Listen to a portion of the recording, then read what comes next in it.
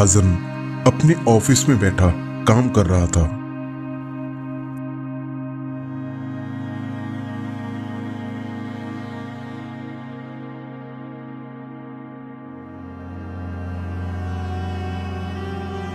कुछ देर बाद उसका फोन बजने लगा। उसके पापा कॉल कर रहे थे। बेटा, तुम कैसे हो और तुम्हारा काम कैसा चल रहा है? मैं ठीक हूँ पापा, सब ठीक चल रहा है। सुनो बेटा, अब तुम्हारी शादी की उम्र हो गई है। तुम्हारे लिए एक अच्छा रिश्ता आया है। लड़की बहुत सुंदर और सुशील है, साथ ही बहुत इज्जतदार परिवार वाली है। इस रविवार तुम्हें लड़की देखने जाना है। पापा, लड़की, शादी, वो सब तो ठीक है, लेकिन पापा इन दिनों ऑफिस में बहुत काम है, छुट्टी मिलना मुश्किल है।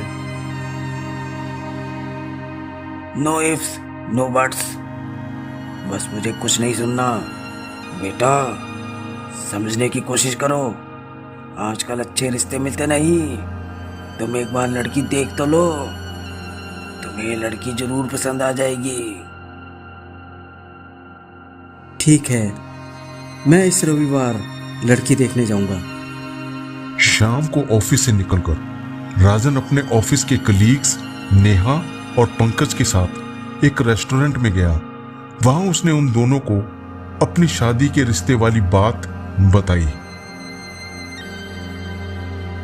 अच्छा, तो तुम्हारे पापा ने डिसाइड कर लिया है कि अब अपने लाडले बेटों को खूंटे से बांध दिया जाए। अच्छा, तो ये बता, वो लड़की कहाँ रहती है? यहाँ से 350 किलोमीटर दूर एक गांव है, मणिपुर, वहां रहती है। तू तो यहाँ शहर में रहता है, तूने तो यहाँ एक से बढ़कर एक हॉट लड़कियां देखी होंगी। क्या तुझे गांव की वो गांवड़ी लड़की पसंद आ जाएगी जो अपने सिर पर बड़ा सा घूंघट डालकर सुबह शाम कहेगी, ए जी, ओ जी, सुनो जी? अरे यार, तो क्यों इसकी टांग खींच रही है? एक बार इसकी शादी हो जाने दो। मेरी होने वाली पत्नी यानी कि तुम जो हो, जो इतनी मॉडर्न हो, अरे भाई तुम उसे अपने साथ रखना और उसे भी मॉडर्न बना देना। अबे शक्ल देखी अपनी आईने में, मेरी शादी तुझसे? अबे चल फट्टू, यहाँ बात राजन की शादी की हो रही है और तू अपनी टांग घुसा रहा है। I am sorry darling. I love you मेरे जानू। मैंने तो पहली बार देखते ही तुम्हें पसंद कर लिया था। और फिर कुछ मजाक और गपशप करके तीनों ने मणिपुर गांव जाने का फैसला किया। रविवार वाले दिन भी राजन ऑफिस में काम कर रहा था। उसके साथ नेहा और पंकज भी फाइलों का काम करा रहे थे। फिर भी काम पूरा होते होते शाम के 4 बज गए। तब नेहा और पंकज राजन के पास आए।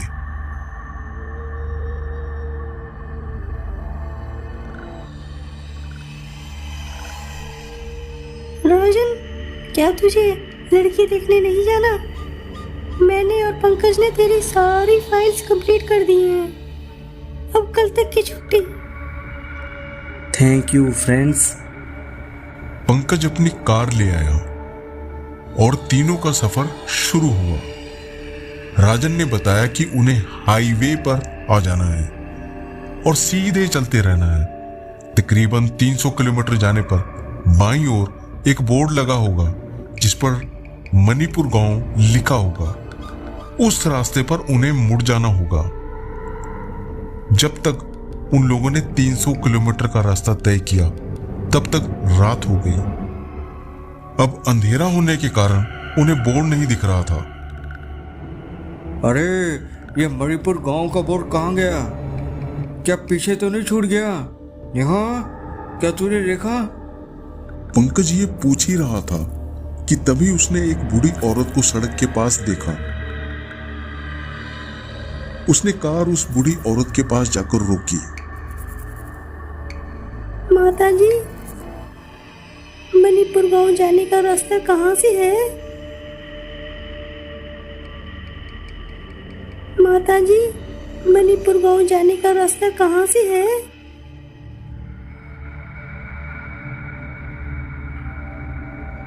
बुढ़ी औरत ने बिना कुछ कहे अपनी उंगली से इशारा किया।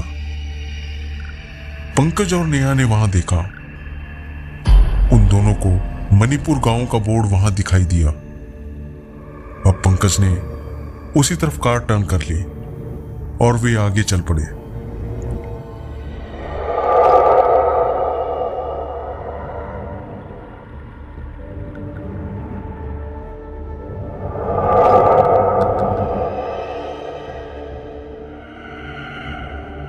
नेहा ने राजन की तरफ देखा और फिर बोली,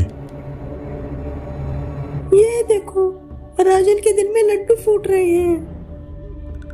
यार, लड्डू तो मेरे दिल में भी बहुत फूट रहे हैं तुम्हें देखकर।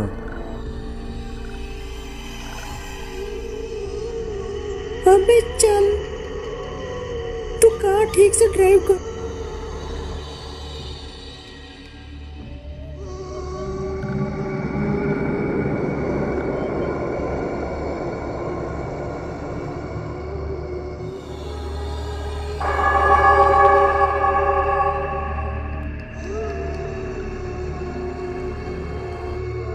चलते चलते रास्ते में एक आदमी उन्हें दिखाई दिया। वह कार रोकने का इशारा कर रहा था। वो देखो, वह आदमी। क्या मैं कार को रोक लूं उसके पास? इस अनजान रास्ते पर एक अनजान आदमी। चलो रोक लो, हो सकता है उसे कुछ मदद चाहिए। पंकज ने कार उसके पास रोक ली।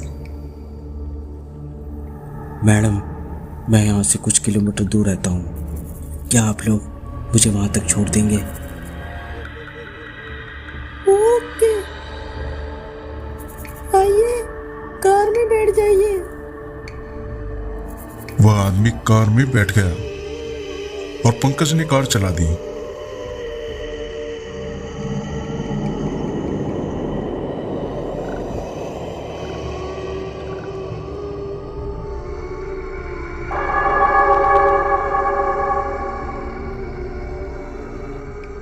कुछ पल सभी चुप बैठे थे।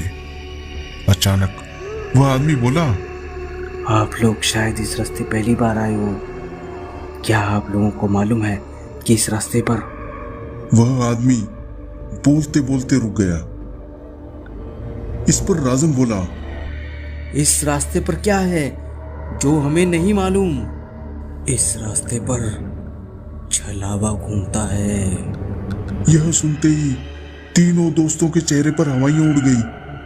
अरे, एक तो हमने तुम्हें कार में बिठाया, ऊपर से तुम हमें डरा रहे हो। नहीं, मैं डरा नहीं रहा, बल्कि आप लोगों को सचेत कर रहा हूँ। मैं तो एक मोटर मैकेनिक हूँ, मेरी तो मजबूरी थी यहाँ आने की। तभी पंकज ने रियर व्यू मिरर में देखा।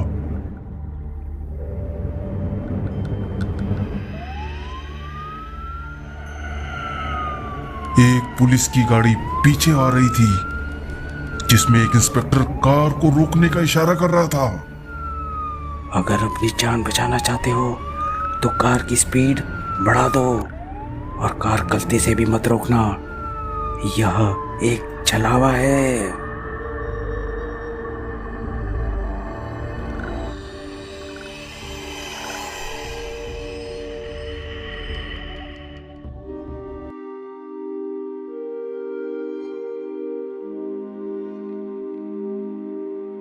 अगर आपको ये स्टोरी अच्छी लगी है तो हमें सब्सक्राइब करें और हाँ दोस्तों, ऑल सेलेक्ट करके नोटिफिकेशन बेल दबाना ना भूलना।